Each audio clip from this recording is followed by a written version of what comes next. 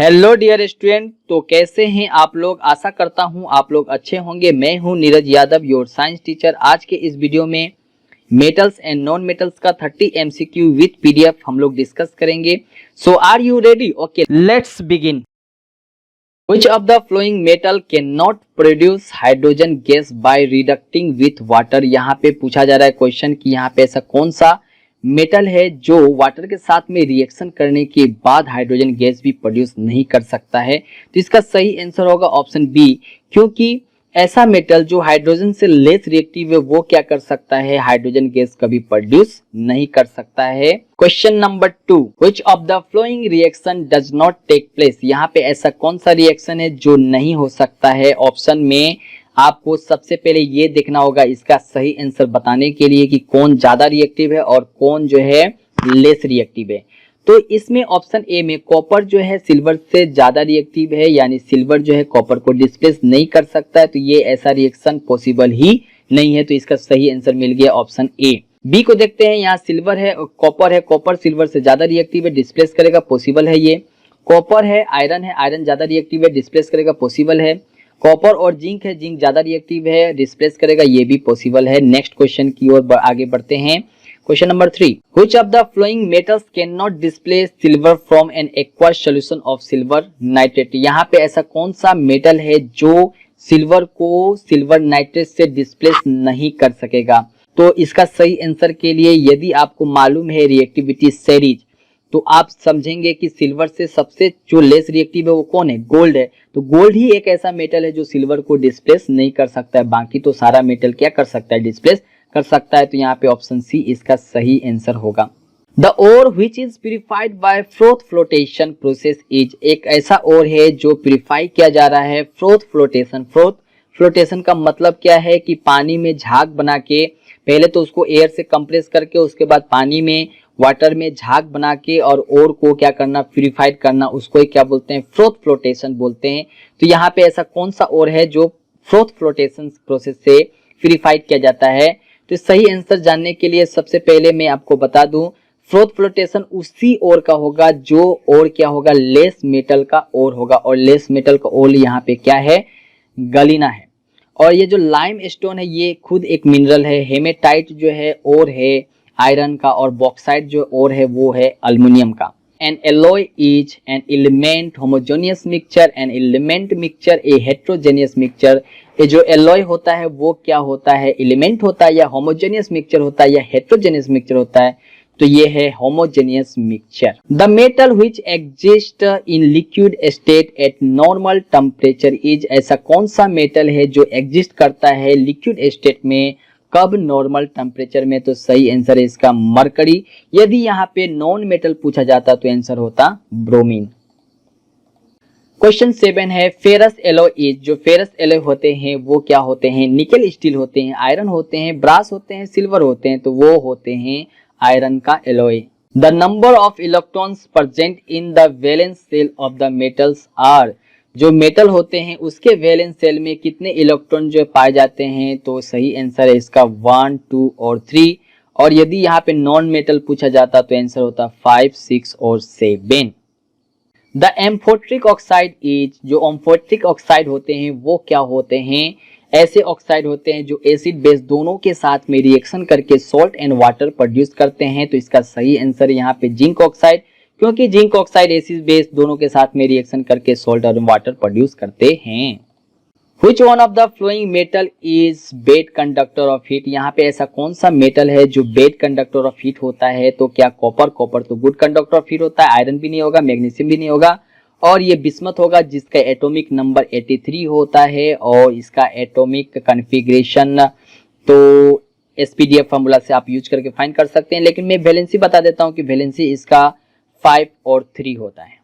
Which one of the flowing is the best conductor of electricity? यहाँ पे question ये पूछा जा रहा है कि यहाँ पे ऐसा कौन सा मेटल है जो good conductor of, best conductor of electricity होता है। तो सही इसका आंसर है कॉपर, क्योंकि कॉपर के पहले आता है सिल्वर जो बेस्ट कंडक्टर ऑफ इलेक्ट्रिसिटी होता है, लेकिन ऑप्शन में गिवन नहीं है तो हम लोग कॉपर को आंसर टिक करेंगे। क्वेश्चन नंबर 12 है iron filing were added to copper sulphate solution taken in beaker which one of the following will occur. जब आयरन फिलिंग को कॉपर सल्फेट एक बीकर में जब कॉपर सल्फेट सॉल्यूशन रखा जाता है और उसमें ऐड किया जाता है तो यहाँ पे ऐसा कौन सा रिएक्शन है जो अक्योर होगा। तो ऑप्शन यहाँ गिवन है iron filling remain grey but solution remain blue. तो यहाँ पे ये आंसर सही नहीं है। सीधा सीधा मैं आंसर बता रहा हूँ कि जब आयरन जो है कॉपर सल्फेट के साथ में रिएक्शन करेगा तो आयरन क्या करेगा, कॉपर को डिस्प्लेस करेगा और एक नया सब्सटेंस बनाएगा जिसका नाम होगा आयरन सल्फेट सॉल्यूशन। और ये किस तरह का होगा, ये ब्राउन कलर का होगा। और सल्फेट का जो कॉपर सल्फेट सॉल्यूशन था पहले, उसका जो कलर है वो क्या पड़ जाएगा, फीका पड़ जाएगा, फेड पड़ जाएगा। तो आप सही आंसर देखिए, ऑप्शन डी यहाँ सही आंसर है कि iron film becomes reddish brown and solution become fade. When zinc rod is placed in copper sulfate solution, the blue color of the solution start fading. This is due to जब zinc road है उसको copper sulphate solution के साथ में add किया जाता है तो जो ब्लू कलर होता है कॉपर सल्फेट सॉल्यूशन का वो फेडिंग होना शुरू हो जाता है, यानी फीका होना शुरू हो जाता है। इसका कारण क्या है, क्योंकि जिंक क्या करता है, कॉपर सल्फेट सॉल्यूशन में से सल्फेट को क्या करता है, गेन करता है। और जो गेन करने का प्रोसेस है उसको बोलते हैं oxidation, oxidation of sulphate ions. इसका सही आंसर होगा Which among the following alloy contain non-metal as one of its constituent? Brass, bronze, amalgam, steel. यहाँ पे ऐसा कौन सा एलॉय है जिसमें नॉन मेटल कंटेंट होता है? तो एमालगम। एमालगम का फॉर्मूला होता है HgS। इसमें क्या होता है, जो सल्फर होता है वो नॉन मेटल होता है और एमालगम जो है मेटल और नॉन मेटल दोनों का मिलके बना होता है। क्वेश्चन नंबर 15 है which of the following is strongest reductant? Reductant का मतलब क्या है, ऐसा कोई मेटल जो इलेक्ट्रॉन को लॉस कर सके। और यदि रिएक्टिविटी सीरीज में आप देखेंगे तो जो सबसे ज्यादा रिएक्टिविटी सीरीज होता है वो क्या होता है, स्ट्रॉन्गेस्ट रिडक्टेंट होता है। यहाँ पे आप इस ऑप्शन में अल्युमिनियम सबसे ज्यादा यहाँ पे स्ट्रॉन्गेस्ट रिडक्टेंट होगा क्योंकि ये इलेक्ट्रॉन को इजिली क्या कर सकता है, लॉस कर सकता है। Copper sulphate solution should not be kept in. जो कॉपर सल्फेट सॉल्यूशन होता है वो नहीं रखना चाहिए आयरन वेसल में, अल्युमिनियम वेसल में, जिंक वेसल में, एनी ऑफ दिस वेसल। तो यहाँ पे सही आंसर है इसका ऑप्शन डी, क्योंकि जब आयरन वेसल में रखेंगे तो आयरन कॉपर से ज्यादा रिएक्टिव है, वो डिस्प्लेसमेंट रिएक्शन वहां पे ऑक्योर होगा। अल्युमिनियम के वेसल में रखने से भी डिस्प्लेसमेंट रिएक्शन होगा, जिंक वेसल में रखने से भी डिस्प्लेसमेंट रिएक्शन होगा। तो यहाँ पे ऐसा कोई वेसल नहीं है जिसमें आप कॉपर सल्फेट सॉल्यूशन को रख सकते हैं। On putting a few drops of liquid on a pH strip, the color of the pH strip change to green. जब एक pH स्ट्रिप होता है उस पे लिक्विड का कुछ ड्रॉप आप पुट करते हैं तो जो कलर होता है pH स्ट्रिप का वो ग्रीन में चेंज हो जाता है। The liquid is most probable. जो लिक्विड है वो क्या हो सकता है, वो होगा न्यूट्रल वाटर। क्योंकि जब आप pH स्ट्रिप को देखेंगे तो उस pH स्ट्रिप में क्या होता है, एक पार्ट होता है ब्लू, एक पार्ट होता है रेड और जो बीच का पार्ट होता है जिसको न्यूट्रल पार्ट बोला जाता है, जहां पे pH वैल्यू उसका 7 होता है, वहां पे होता है ग्रीन। यानी कि जब भी ग्रीन कलर का बात आए pH स्केल में तो आपको ट्रिक लगाना है water. N aqua solution of sodium bicarbonate is diluted, it's pH। जो एक्वा सॉल्यूशन होता है सोडियम बाइकार्बोनेट का वो डाइल्यूटेड है। तो डाइल्यूटेड होने का मतलब क्या है कि जो सोडियम बाइकार्बोनेट होता है उसका फॉर्मूला क्या होता है, NaHCO3। अब इसको जब ये ब्रेक होगा ना, ये डाइल्यूटेड का मतलब क्या है कि इसमें वाटर मिलाया गया, जब ये ब्रेक होगा तो इसमें जो सोडियम हाइड्रोक्साइड है, सोडियम हाइड्रोक्साइड है वो क्या होगा, अलग हो जाएगा, जो कि स्ट्रॉन्ग बेस होता है।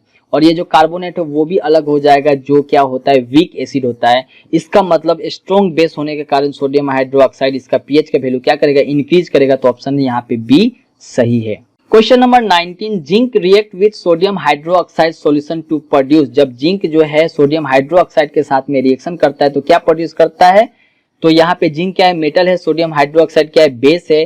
तो ये दोनों बनाएगा सोडियम जिंकेट और हाइड्रोजन गैस, तो हाइड्रोजन गैस प्रोड्यूस करेगा। और ऐसे भी मैं प्रीवियस वीडियो में आपको बता चुका हूं कि कोई भी मेटल जब एसिड बेस दोनों के साथ में रिएक्शन करता है तो हमेशा कौन सा गैस प्रोड्यूस करता है, हाइड्रोजन गैस प्रोड्यूस करता है। Which one of the following metals does not react with cold as well as hot water? यहाँ पे ऐसा कौन सा मेटल है जो कोल्ड और हॉट वाटर दोनों के साथ में रिएक्शन नहीं करता है, तो कैल्शियम जो है वो रिएक्शन करता है, सोडियम तो बहुत खतरनाक रिएक्शन करता है, आयरन ये इसका सही आंसर होगा। आयरन जो है यहाँ पे वो कोल्ड एंड हॉट वाटर दोनों के साथ में रिएक्शन नहीं करता है।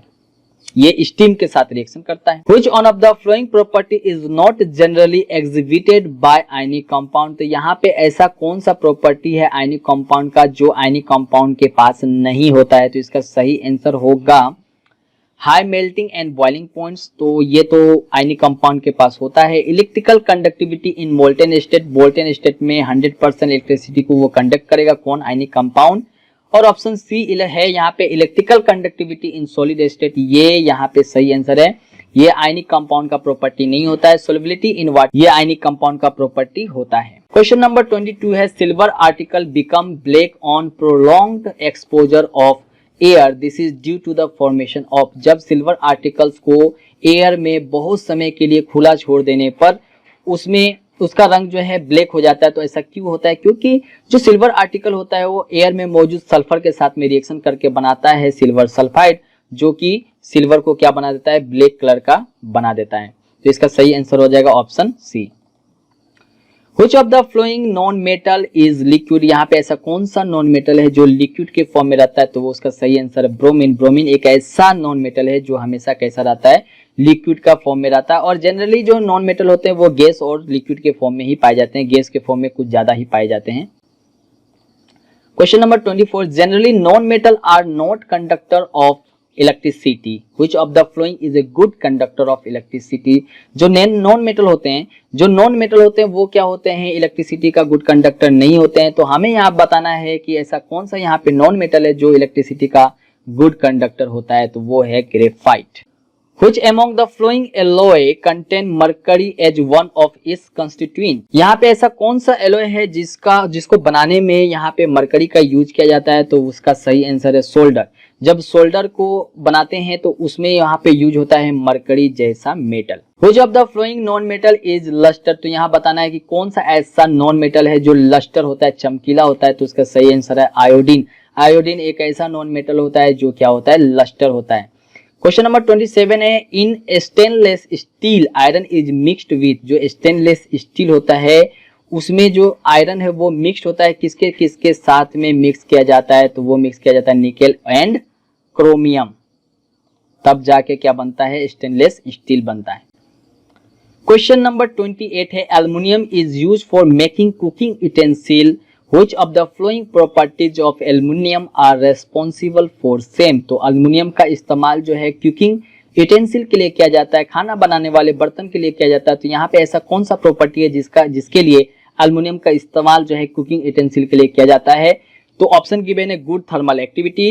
ये इसका सही आंसर हो सकता है क्योंकि इसके पास में थर्मल एक्टिविटी ज्यादा होता है तो ये जल्दी जल्दी खाना को बना सकता है। गुड इलेक्ट्रिकल कंडक्टिविटी ये तो होता है लेकिन इसका ये रीजन नहीं है जिसके लिए हम लोग कुकिंग यूटेंसिल के रूप में इसका इस्तेमाल करते हैं। ड्यूक्टिलिटी भी प्रॉपर्टी होता है लेकिन ये भी सही इसका आंसर नहीं है। हाई मेल्टिंग पॉइंट ये इसका सही आंसर है। तो यहाँ पे 1 और 4 जो है सही आंसर मिल रहा है, यानी कि ऑप्शन डी इसका सही आंसर होगा। क्वेश्चन नंबर 29 है the poorest conductor of heat among metal is. तो यहाँ पे जितने भी मेटल गिवन है इसमें से पुअरेस्ट कंडक्टर ऑफ हीट बताना है। तो इसका सही आंसर क्या होगा? लीड। लीड जो है वो क्या है? पुअरेस्ट कंडक्टर ऑफ हीट है। नेक्स्ट क्वेश्चन को देखते हैं, क्वेश्चन नंबर 13, और ये इस वीडियो का लास्ट क्वेश्चन है। क्वेश्चन नंबर 13 क्या है? The unwanted earthy impurities like sand, limestone, rocky material present in the ore are called. जो अनवांटेड इम्प्योरिटीज निकलता है जैसे सेंट, लाइमस्टोन, रॉकी मटेरियल, जब हम लोग किसी भी मिनरल को एक्सट्रैक्ट करते हैं, निकालते हैं, तो उसके साथ में इम्प्योरिटीज निकलता है। तो ये इम्प्योरिटीज को क्या कहा जाता है? इसको कहा जाता है गैंग कहा जाता है। ऑप्शन डी इसका सही आंसर है। वीडियो को देखने के लिए बहुत बहुत धन्यवाद। यदि आपको वीडियो पसंद आ रहा है तो वीडियो को लाइक कीजिए, चैनल को सब्सक्राइब कीजिए और अपने दोस्तों को वीडियो शेयर कीजिए। जय हिंद, बाय बाय।